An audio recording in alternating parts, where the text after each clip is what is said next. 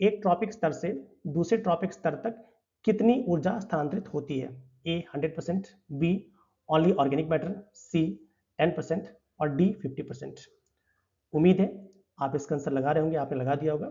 इसका सही आंसर हमारा क्या हो जाएगा? Option C. आप जानते हैं जो 10% का नियम है, इसको आपके लैंडमैन नामक वैज्ञानिक ने दिया था। वो क्या कहता है कि जब एक ट्रॉपिक लेवल से दूसरे ट्रॉपिक लेवल में ऊर्जा का स्थानांतरण होता है तो केवल 10% ऊर्जा स्थानांतरित होती है। तो इसके अकॉर्डिंग ऑप्शन क्या हो जाएगा? ऑप्शन सी हमारा बिल्कुल ही सही है। अगला क्वेश्चन देखते हैं। निम्न में से कौन सा उल्टा पिरामिड है? ए संख्या पिरामिड, बी ऊर्जा पिरामिड, सी बायोमास पिरामिड और डी जलीय बायोमास पिरामिड। उम्मीद है आपने इसका आंसर लगा लिया होगा। तो इसका सही आंसर हमारा क्या है? ऑप्शन डी जलीय बायोमास पिरामिड। क्योंकि जो जलीय बायोमास का जो पिरामिड होता है वो क्या होता है? वो उल्टा होता है। ठीक है, कारण क्या है कि फाइटोप्लैंक्टन्स कम होते हैं और बायोमास क्या होता है? तेजी से उसका पुनरुत्थान होता है। ये कॉन्सेप्ट याद रखिएगा। जब ऊर्जा पिरामिड की बात करेगा तो याद रखिएगा ऊर्जा का पिरामिड क्या होता है? हमेशा सीधा होता है। क्यों सीधा होता है? क्योंकि 10% एनर्जी केवल ट्रांसफर होती है। आइए अगला क्वेश्चन देखते हैं। उष्णकटिबंधीय क्षेत्रों में सबसे अधिक संख्या किसकी होती है? ए उत्पादक, बी प्राथमिक उपभोक्ता, सी द्वितीयक उपभोक्ता और डी तृतीयक उपभोक्ता। उम्मीद है आप इसका आंसर लगा लिया होगा। तो इसका सही आंसर हमारा क्या हो जाएगा? Option A. क्योंकि आप जानते हैं कि उष्णकटिबंधीय क्षेत्रों में जो सबसे अधिक संख्या किसकी होगी? तो आप सबसे किसके उत्पादक के जो प्रोड्यूसर्स होते हैं इनकी संख्या क्या होगी? सबसे अधिक होगी। सूर्य का प्रकाश क्या होगा? तेजी से बढ़ेगा, अधिक प्रकाश संश्लेषण होगा। जब अधिक प्रकाश संश्लेषण होगा तो जो उत्पादक या जो प्रोड्यूसर्स होंगे उनकी संख्या ज़्यादा होगी। ये बिल्कुल कॉन्सेप्ट याद रखिएगा। ठीक है, और जो उष्णकटिबंधीय क्षेत्र होते हैं इनमें आपकी बायोडाइवर्सिटी या जैव विविधता भी अधिक पाई जाती है। क्यों अधिक पाई जाती है? ऑब्वियस सी बात है, जब वहाँ पे बारिश प्रकाश ज़्यादा मिलेगा, बारिश ज़्यादा होगी। जब बारिश ज़्यादा होगी तो वहाँ पे ऑब्वियस सी बात है प्लांट ज़्यादा होंगे तो डिफरेंट टाइप के ऑर्गेनिज्म वहाँ पे डेवलप करेंगे। इसलिए वहाँ की क्या संगे जब विविधता ज़्यादा मिलेगी। अगला क्वेश्चन देखते हैं। प्रत्येक खाद्य श्रृंखला में हरे पौधे हमेशा क्या होते हैं?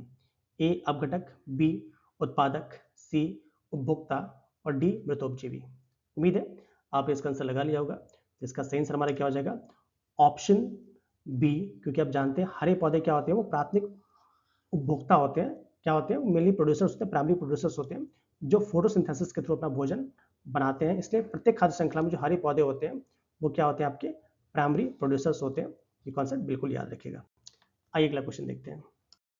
पारिस्थितिकी तंत्र में निम्न में से कौन सा अजैविक घटक है? ए ऊर्जा प्रवाह, बी खनिज चक्र, सी उपभोक्ता और डी ए और बी दोनों। उम्मीद है आपने इसका आंसर लगा लिया होगा। तो इसका सही आंसर हमारा क्या हो जाएगा? Option D. क्योंकि आप जानते हैं कि जो आपका ये ऊर्जा प्रवाह है या जो खनिज चक्र दोनों ही क्या है? ये आपके अबायोटिक कंपोनेंट है। ठीक है, तो ये दोनों ही क्या हो जाएंगे? इसके सही आंसर हो जाएंगे। ठीक है, आइए अगला क्वेश्चन देखते हैं। खाद्य श्रृंखला में अंतिम स्थान पर कौन होता है? ए उत्पादक, बी अपघटक, सी परजीवी और डी उपभोक्ता। उम्मीद है आपने इसका आंसर लगा लिया होगा। तो इसका सही आंसर हमारा क्या हो जाएगा? Option B. क्योंकि आप जानते हैं डिकम्पोजर्स होते हैं, अपघटक होते हैं, ये खाद्य श्रृंखला में सबसे अंतिम पायदान पे पाए जाते हैं। ठीक है, तो अंतिम स्तर पे होते हैं कि मृत जीवों को विघटित करते हैं और जो पोषक तत्व होते हैं उनके पुनः मिट्टी में लौटा देते हैं। या जिसमें बैक्टीरिया, फंजाई, ये सभी के सभी इसमें आ जाएंगे। आइए अगला क्वेश्चन देखते हैं। खाद्य श्रृंखला में अविघटनीय कीटनाशकों का संचय क्या कहलाता है? ए यूट्रोफिकेशन, बी प्रदूषण, सी जैव आवर्धन जिसे हम बायोमैग्निफिकेशन कहते हैं, डी संचय। उम्मीद है आपने इसका आंसर लगा लिया होगा। तो इसका सही आंसर हमारा क्या हो जाएगा? Option C. क्योंकि जो बायोमैग्निफिकेशन है जिसे हम जैव आवर्धन कहते हैं, ठीक है, इसमें क्या होता है? एक ट्रॉपिक लेवल के बढ़ने के बाद जो आपका विषाक्त पदार्थ है वो बढ़ते जाते हैं जिसे हम बायोमैग्निफिकेशन कहते हैं। जैसे एग्जांपल में आप डीटी की बात कर सकते हैं, मरकरी की बात कर सकते हैं। ऐसे रसायन जो होते हैं वो एक ट्रॉपिक लेवल से दूसरे ट्रॉपिक लेवल पे जिस तरह ऊर्जा है वो तो आपके 10% ही मूव करती है, बट जो केमिकल सबस्टेंस है वो डिग्रेडेट नहीं होते हैं, तो पूरे के पूरे एक्यूमुलेट होते हैं, बाद में लास्ट स्तर पे जाके बिल्कुल संचय हो जाते हैं। अगला क्वेश्चन देखते हैं। प्राकृतिक आवास में जीवों के व्यवहार का अध्ययन क्या कहलाता है? ए यूथेनिक्स, बी यूजेनिक्स, सी एथोलॉजी और डी एथनोलॉजी। उम्मीद है आपने इसका आंसर लगा लिया होगा। इसका सही आंसर हमारा क्या हो जाएगा? इसका सही आंसर ऑप्शन सी हो जाएगा, एथनोलॉजी। क्योंकि जो एथोलॉजी होती है उसमें क्या होता है, पशु व्यवहार का अध्ययन करते हैं और प्राकृतिक पर्यावरण में किया जाता है। याद रखिएगा क्या है, एथोलॉजी में क्या करते हैं हम, प्राकृतिक आवास में जीवों के व्यवहार का अध्ययन करते हैं। आइए अगला क्वेश्चन देखते हैं। पारिस्थितिकी तंत्र में ऊर्जा का प्रवाह हमेशा कैसा होता है? ए एक दिशीय, बी द्विदिशीय, सी बहुदिशीय और डी कोई निश्चित दिशा नहीं। उम्मीद है आपने इसका आंसर लगा लिया होगा। इसका सही आंसर हमारा क्या हो जाएगा, ऑप्शन ए एक दिशीय। क्योंकि आप जानते हैं पारिस्थितिकी तंत्र में ऊर्जा का जो प्रवाह होता है हमेशा क्या होता है, एक दिशीय होता है। जैसे सूर्य को उत्पादक, सूर्य की ऊर्जा को उत्पादक लेंगे, उत्पादक को उपभोक्ता, उपभोक्ता को अपघटक लेंगे, मतलब सिंगल डायरेक्शनल चलता रहता है। और यहाँ पे क्या होता है आपका 10% का नियम भी लैंडमान वाला वो भी वर्क करता है। और एक बार और याद रखिएगा तो कि पारिस्थितिकी तंत्र में जो ऊर्जा का प्रवाह होता है इसका जो पिरामिड होता है हमेशा क्या होता है, सीधा बनता है, ये भी याद रखिएगा। अगला क्वेश्चन देखते हैं। डैश का पिरामिड हमेशा सीधा होता है? ए ऊर्जा, बी संख्या, सी बायोमास और डी मिट्टी। तो आपको बताना है किसका पिरामिड हमेशा सीधा बनता है। तो इसका सही आंसर क्या लगा देंगे आप, ऑप्शन ए। क्योंकि आप जानते हैं जो ऊर्जा का पिरामिड होता है क्या होता है, हमेशा ही सीधा होता है, ये हमेशा सीधा मिलेगा आपको। ठीक है, इसका कारण क्या है, क्योंकि आप जानते हैं ऊर्जा एक ट्रॉपिक लेवल से दूसरे ट्रॉपिक लेवल पे केवल 10% ही ट्रांसफर होती है, वो लेंडमान वाला रूल आप लगा देंगे। ठीक है, इसलिए हमेशा सीधा बनता है। हाँ, जो आपके संख्या और बायोमास के जो पिरामिड है वो उल्टे हो सकते हैं, बट ये हमेशा सीधा रहता है। इस कॉन्सेप्ट को याद रखिएगा। आइए अगला क्वेश्चन देखते हैं। एक ट्रॉपिक स्तर से दूसरे स्तर पर ऊर्जा का स्थानांतरण होने पर ऊर्जा की मात्रा ए समान रहती है, बी बढ़ती है, सी घटती है, डी बढ़ या घट सकती है। उम्मीद है आपने इसका आंसर लगा दिया होगा। तो इसका सही आंसर हमारा क्या हो जाएगा, इसका सही आंसर हो जाएगा हमारा ऑप्शन सी। क्योंकि आप जानते हैं एक ट्रॉपिक लेवल से दूसरे ट्रॉपिक लेवल पर जाने पे केवल 10% ऊर्जा ट्रांसफर होती है, जो लिंडमान साहब का रूल है। तो इसके अकॉर्डिंग ऑप्शन सी बिल्कुल सही, घटती क्या होती है, घटती है। आइए अगला क्वेश्चन देखते हैं। दो जीवों के बीच वह संबंध जिसमें एक को लाभ होता है और दूसरे को न लाभ न हानि होती है तो क्या कहलाता है? ए सहभोजिता, बी परजीविता, सी सहजीवन और डी पारस्परिकता। उम्मीद है आपने इसका आंसर लगा लिया होगा। तो इसका सही आंसर हमारा क्या हो जाएगा, ऑप्शन ए सहभोजिता, जिसमें दो जीव एक दूसरे से संबंध रखते हैं, जिसमें एक को लाभ होता है दूसरे को ना तो लाभ ना हानि होती है, जैसे वेल और बार्नेकर इसका एग्जाम्पल हो जाएगा। म्यूटुअलिज्म में याद रखें, म्यूटुअलिज्म में क्या होता है, दोनों को लाभ होता है। ठीक है, पारस्परिकता में क्या होता है, दोनों को लाभ होता है। और पैरासिटिज्म में क्या होता है, एक को लाभ दूसरे को हानि होती है। कॉन्सेप्ट याद रखिएगा। आइए अगला क्वेश्चन देखते हैं। आपस में जुड़े खाद्य श्रृंखलाओं का समूह क्या कहलाता है? ए खाद्य चक्र, बी खाद्य श्रृंखला, सी खाद्य जाल और डी खाद्य प्रणाली। उम्मीद है आप इसका आंसर सोच लिया होगा और आप लगा भी रहे होंगे। तो इसका सही आंसर हमारा क्या हो जाएगा, इसका ऑप्शन सही है हमारा ऑप्शन सी। क्योंकि आप जानते हैं जो खाद्य श्रृंखला होती है यही मिलकर क्या बनाती है, आपका खाद्य जाल बनाती है, फूड वेब बनाती है। तो खाद्य जाल क्या होता है, ये कई खाद्य श्रृंखलाओं का जटिल नेटवर्क होता है और ये पारिस्थितिकी तंत्र को अधिक स्थिर बनाता है, क्योंकि एक जीव के नष्ट होने पर उसके अन्य विकल्प अवेलेबल होते हैं। तो उम्मीद है आप इसका आंसर लगा लिया होगा। आइए अगला क्वेश्चन देखते हैं। Which of the following belongs to primary consumer? निम्न में से कौन प्राथमिक उपभोक्ता है? ए गरुड़ और सांप, बी टिड्डा और हिरण, सी सांप और मेंढक और डी सारस और मेंढक। उम्मीद है आप इसका आंसर लगा रहे होंगे कि इसमें से कौन सा आपका है जो कि प्राथमिक उपभोक्ता है। चलिए, तो आप जानते हैं इसका सही आंसर हमारा क्या हो जाएगा, ऑप्शन बी। क्योंकि प्राथमिक उपभोक्ता वे होते हैं जो कि प्रोड्यूसर्स को कंज्यूम करते हैं। ठीक है, क्या होते हैं, मिली जो शाकाहारी जीव होते हैं वही क्या होते हैं, आपके प्राथमिक उपभोक्ता होते हैं, जो सीधे पौधों पर निर्भर होते हैं। जैसे टिड्डा हो गया, हिरन हो गया, गाय हो गया, ये सभी के सभी क्या है, प्राथमिक उपभोक्ता होते हैं। और हाँ, इन्हें हम सेकेंड ट्रॉपिक लेवल भी कहते हैं। प्राथमिक उपभोक्ताओं को हम द्वितीय पोषण स्तर भी कहते हैं, इन्हें हम सेकेंड ट्रॉपिक लेवल भी कहते हैं। ये भी आप याद रखिएगा। आइए अगला क्वेश्चन देखते हैं। Select the correct statement. सही कथन चुनिए। ए परपोषी अपना भोजन स्वयं बनाते हैं, बी परपोषी सूर्य ऊर्जा का उपयोग करते हैं, सी परपोषी अपना भोजन स्वयं नहीं बनाते और डी परपोषी CO2 से भोजन बनाते हैं।